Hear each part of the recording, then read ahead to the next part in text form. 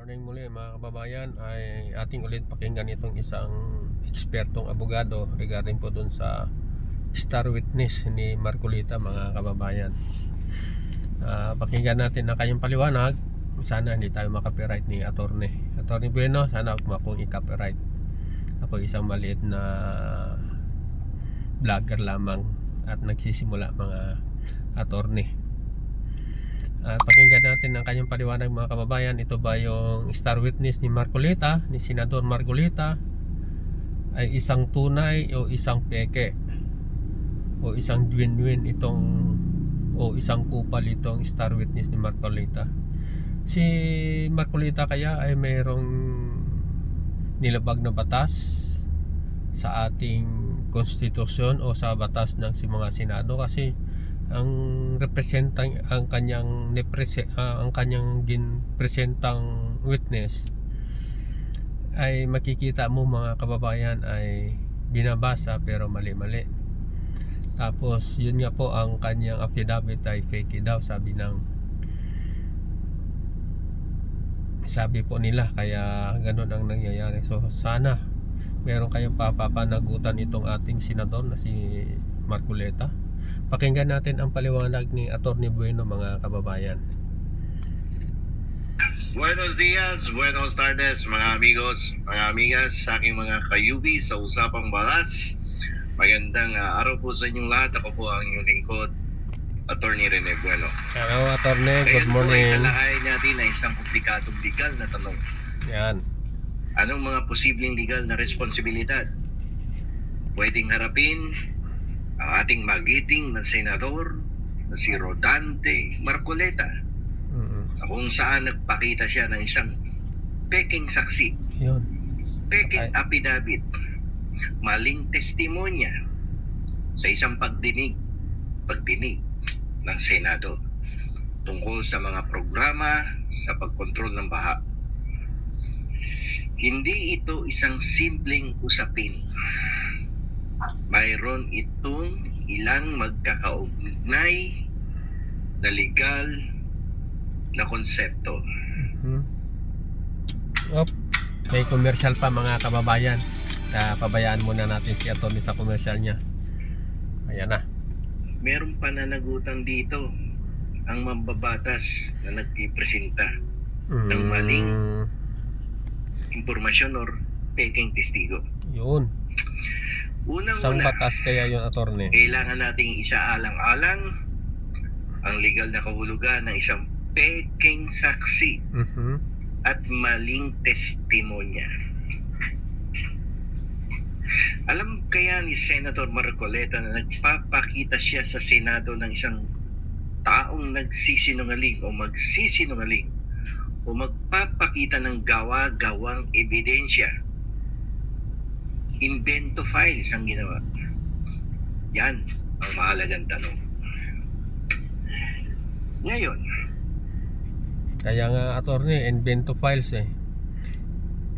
nagbabasa ang kanyang testimonya itong si retired Marines retired Marines, talagang Marines siya. Kailan doon sinasabi, binabasa niya sa kanyang affidavit, nawala na at panay kamot. Nawala na siya doon kasi kumakamot na, tapos pumunta pa ang ating mahal na senador si Marcolita sa kanya. Basahin mo kasi, wag ka nagmamadali. Ayan sa paragraph 20, basahin mo. Nagtawanan tuloy sa loob ng Senado. Ayan, pakinggan natin ulit. pag-usapan natin ang paghadlang sa hustisya. Kung tawagin natin sa English, obstruction of justice.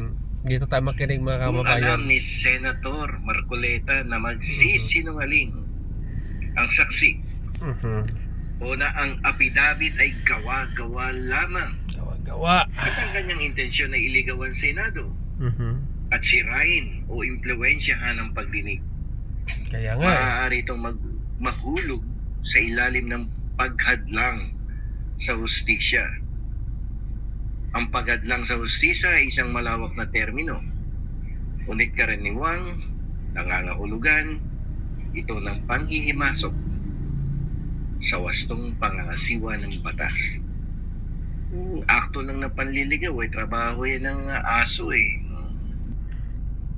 Yan nga, attorney, ang nakikita ko eh.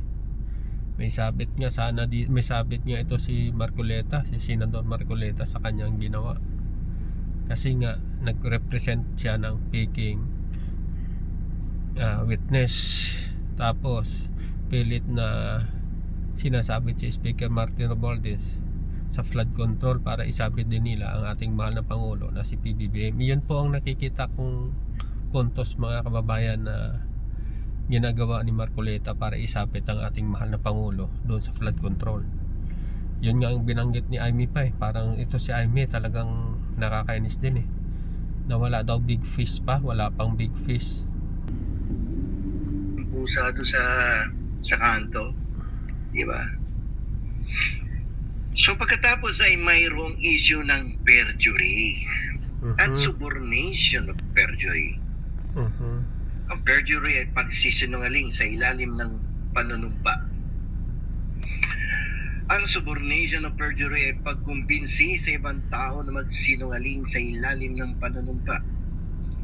Kung aktibong hinikayat o kinumbinsi ni Senator Marcoleta ang isang saksi na magbigay ng maling testimonya, maaari siyang managot para sa subornation of perjury. So malaki Hindi mo pala ang kaso makikita niya. sa libro yan. Yan ay kombinasyon ng Article 183 at 184 na Revised Penal Code. Naman si attorney, maraming nanonood sa kanya. Huwag na tayo mag-skip sa commercial ni attorney para lalo siyang tumita sa kanya, sa kanyang vlog, mga kababayan. Okay, attorney, Walang go. express definition at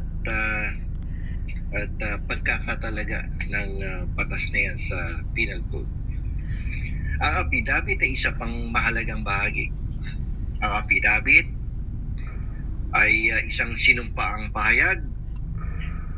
Kung ang ipinakita na affidavit ay malinaw na mali at alam ito ni Senator Marcoleta na ito ay Pasensya kayo, mali, mga kababayan, na napapagod na maaari siya ako. managot para sa pagpapakita ng maling Hawak-hawak ko lang ebidensya. ang cellphone ko. Trabaho ng abogado na reviewin lahat ng dokumento at ebidensya before the presentation of the witness and the evidence.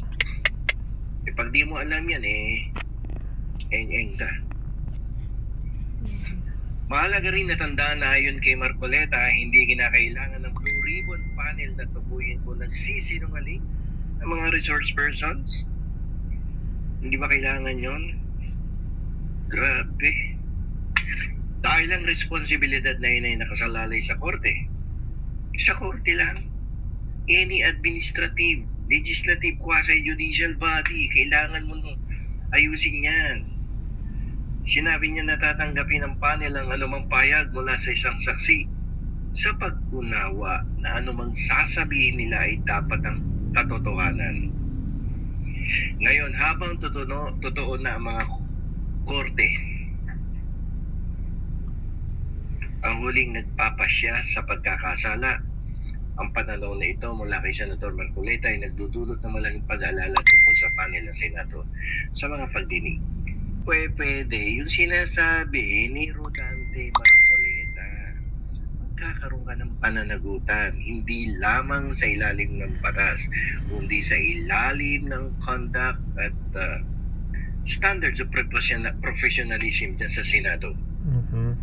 Ito ang dahilan kung bakit nakita natin ang mga sitwasyon tulad ng pagtanggi ni Senate President Vicente Soto III, Itbulaga.